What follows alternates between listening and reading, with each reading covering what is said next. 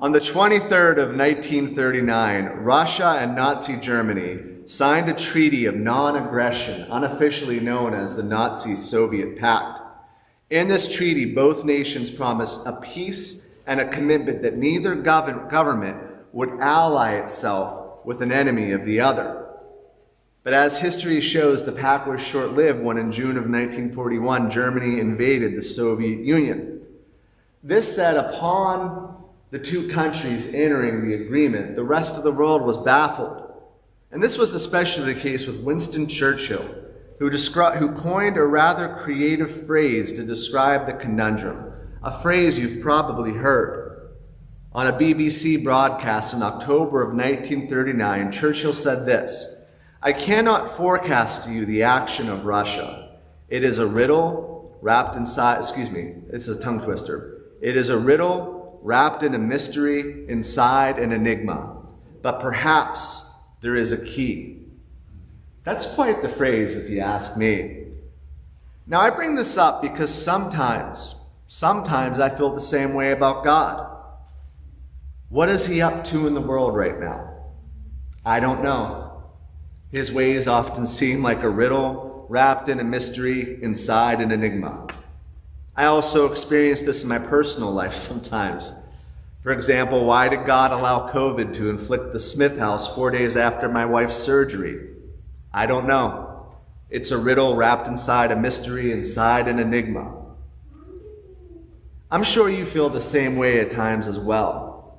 You look at the state of the world, maybe COVID ravaging India, or Israel and Hamas escalating in conflict, or our own country becoming further divided. What could God possibly be up to right now, you wonder yourself? Or maybe in your own life, you're dealing with health problems, financial worries. Maybe you're dealing with dysfunction in your family and relationships. Life is nothing but chaos, confusion, and one crisis after another. Has God abandoned me, you ask yourself in the middle of another sleepless night? Truly, his ways feel like a riddle wrapped in a mystery, inside an enigma. This said, like Churchill concerning the conundrum that was Russia's actions, we have to wonder if there is a key to understanding what God is up to in our lives and the world. Although it doesn't offer us specific details about events or happenings, Scripture offers us many keys to understanding God's purposes for our world and our lives. And one of the most important of these keys is the Ascension that we're celebrating this Sunday. In the Ascension, we're given a clear picture of where God is and what he is up to in the here and now. Though his ways seem like a riddle wrapped in a mystery, inside an enigma, the Ascension declares that Jesus is present, ruling, and governing all things for the good of his church. So to discover what this means for our lives in the here and now, we're going to work our way through our second reading from the book of Ephesians. So let me set the context. In these words, Paul is wrapping up the opening of his letter where he painted a breathtaking picture of what God's eternal purposes are in Jesus Christ. Finally, then, he finishes off by praying, or he wraps things up by praying that the Ephesians may be given wisdom to understand these glorious purposes and that they may be given to know the immeasurable power of God in their present life. Then, to show just how immeasurable this power is, Paul uses the example of Jesus' resurrection and ascension.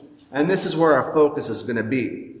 So upon praying that the Ephesians may have their hearts enlightened to know the immeasurable greatness of God's power towards them, Paul demonstrates this power by saying it's the same that both raised Jesus from the dead and, quote, seated him at his right hand in the heavenly places. Do you ever wonder where Jesus went after he ascended? I mean, really, where was he going? For example, think about our reading from Acts. As the disciples were looking on, it says, Jesus was lifted up, and a cloud took them out of their sight. The way I used to read these words is that Jesus just kept on going up and up until a cumulonimbus cloud blocked them from their sights. In actuality, though, what this passage is getting at is the cloud of God's glory and presence. The same cloud that descended upon the tabernacle and the temple in the Old Testament, the same cloud that we see in the Transfiguration in the New Testament, it enveloped him and hid Jesus from their sight. So in short, Jesus in his ascension went to be with God the Father. So where is that? Well, our Ephesians passage gives us the answer. Paul says that he has been seated at the right hand of God the Father in the heavenly places. Okay, that doesn't really help us much. Where exactly is the right hand of God other than not his left hand? Well, Martin Luther in our Lutheran Confessions wrote extensively about this, because when they were dealing with whether or not Jesus is present in communion, they actually had to show us why. And so they actually wrote about Jesus' ascension presence quite well. So here's Luther. Scripture teaches us the right hand of God is not a specific place, but is the almighty power of God, which at one and the same time can be nowhere and yet must be everywhere.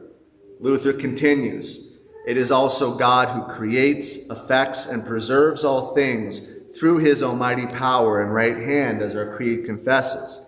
Therefore, he himself must be present in every single creature in its innermost and outermost being, on all sides, through and through, below and above, before and behind, so that nothing could be more truly present and within all creatures than God himself with his power.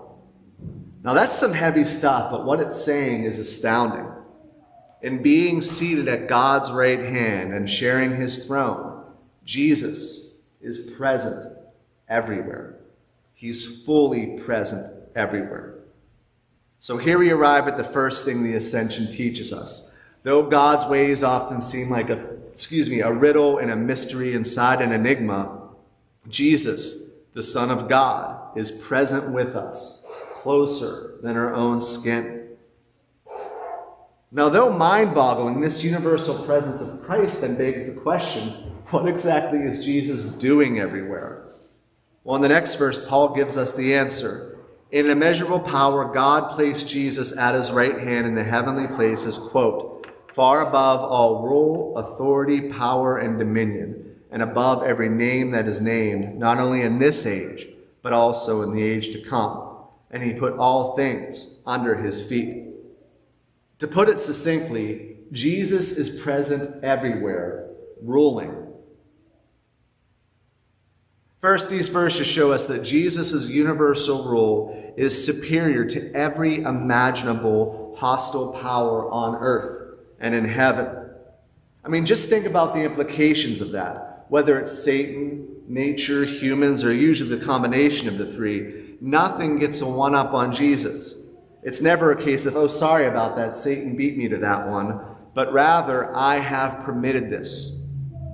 Now, though this opens up other mysteries, it's comforting to know that the one who is ruling everything is the same one who humbly served people 2,000 years ago.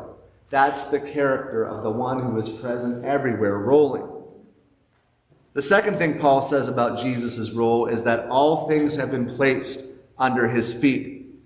In other words, all the powers are not simply inferior to Jesus, they are also subject to him. Nothing, and I mean nothing, occurs without his knowledge and consent. Again, this opens up mysteries that we can never even fathom and questions that we can never answer. But again, it's comforting to know that the one who humbly served 2,000 years ago is the one sovereignly in charge of every molecule of the universe. I mean, think about it. Jesus, the one who in love took your sin off of your shoulders by dying the death you should have died, that same Jesus rules all things in heaven and earth. How might our anxieties and worries about the future change if we really believe that? So back to our passage, after showing us that the ascended Christ is present and ruling everywhere, the next thing Paul reveals is that he governs all things for the good of his church, both individually and collectively. He declares, God gave him, Jesus, as head over all things to the church, which is his body, the fullness of him who fills all in all. I mean, listen to that language. God the Father gave Jesus, who is enthroned and above all, to his church. What grace! What this means is that Christ's universal presence and role is for the benefit of those who believe. All things are under his control for our good. I mean, this is even more astounding when you think of the fact that the one who is called head of everything is also calls the church his body. In other words, his people have a glorious place in his divine plan. Christ is head over all things for his church. It's truly humbling if you think about it. So amid God's ways in a world that often feels like a riddle wrapped in a mystery inside an enigma, the Ascension declares to us that Jesus is present, ruling, and governing all things for the good of his church. And this is such good news for us in the here and now. First, Jesus is present. In his ascension to the right hand of God, Jesus wasn't leaving his people. He was departing from their sight to fill the whole universe and to be especially present with them. The ascension doesn't mean that Jesus went away. Instead, it means that he is with you, no matter where you go or what you do. I mean, think about his promises littered throughout the Gospels. Matthew, for where 2 or 3 are gathered in my name, there I am among them. Matthew again, take, eat, this is my body. Drink of it, all of you, for this is my blood of the covenant, which is poured out for many for the forgiveness of sin. And finally, Matthew again, behold, I am with you always, to the end of the age. These are all true because Jesus ascended to the right hand of God. That is everywhere. As our Lutheran confessions declare, God's right hand is everywhere. Christ is placed there in deed and truth. He is present, rules, and has in his hands and beneath his feet everything that is in heaven and on earth. So no matter what you're going through right now, rest assured, Christ is here. That's the good news of the Ascension. Second, Jesus is ruling all things. It doesn't always look that way, does it? Especially this year. I mean, right now it appears that the world is spinning out of control, and your personal life may feel the same way as well. But rest assured, Christ is still ruling. He is above all things, and nothing is out of his control. Moreover, the third truth of the Ascension makes this all personal. Jesus rules all things for our good. In a way that is a riddle wrapped in a mystery inside an enigma, Jesus is governing all things for the good of his church, both individually and collectively. When you hurt, Jesus is right there accomplishing his objectives in your life. When the church struggles, Jesus is present working out his purposes, even though experience says otherwise. Whatever the case, because of the Ascension, we can declare Paul's words from Romans 8:28 with confidence. Get a little teary-eyed. We know that for those who love God, all things work together for good, for those who are called according to his purposes. Right now, God is working through everything in your life to accomplish his purposes for your good. I'm sorry.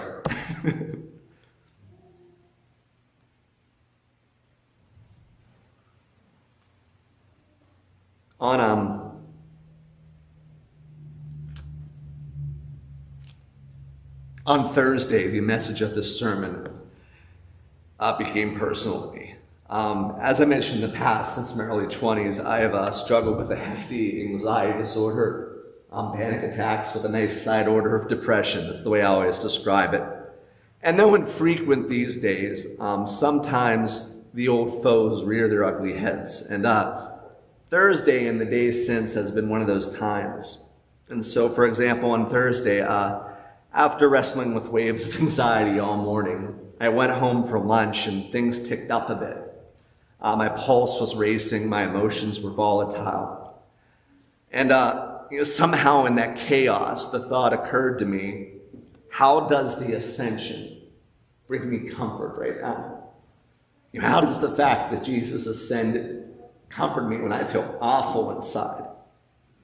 Then I thought about the repeated lines throughout this sermon. Jesus is present, ruling, I'm sorry guys, and governing all things for the good of his church. And then I had the idea. Every time I have an anxious thought, I'll declare a shortened version of that truth to myself. Jesus is present and ruling all things for our good. So with my pulse racing, and if any of you have struggled with panic attacks before, they're awful. But with my pulse racing and my brain saying you're having a heart attack because of heart damage from COVID, I spoke back to that and said, Jesus is present and ruling all things for our good. Or maybe I had my panic attack going on. I'm short of breath, COVID damage to my lungs or something. But then I have said to it, Jesus is present and ruling all things for our good. And then I added, even if things are wrong, it doesn't change that fact. Jesus is present and ruling all things for his good, for our good, which is his good also. Now, I wish I could say this magically dispelled all of my anxiety, but that's sadly not the way mental illness works. However, these Ascension truths were an anchor for me in a difficult moment, and they're still an anchor for me right now. This said, let me encourage you to do that yourself this week. Though you may not have a fun anxiety disorder with a side order of depression, you still worry. You still have challenges, and you still face difficult situations in life. So when these arise during the week, say to yourself, Jesus is present and ruling all things for our good. Jesus is present and ruling all things for our good. With every anxious thought that sorry. Do that and see what happens. Let us sing our hymn of the day.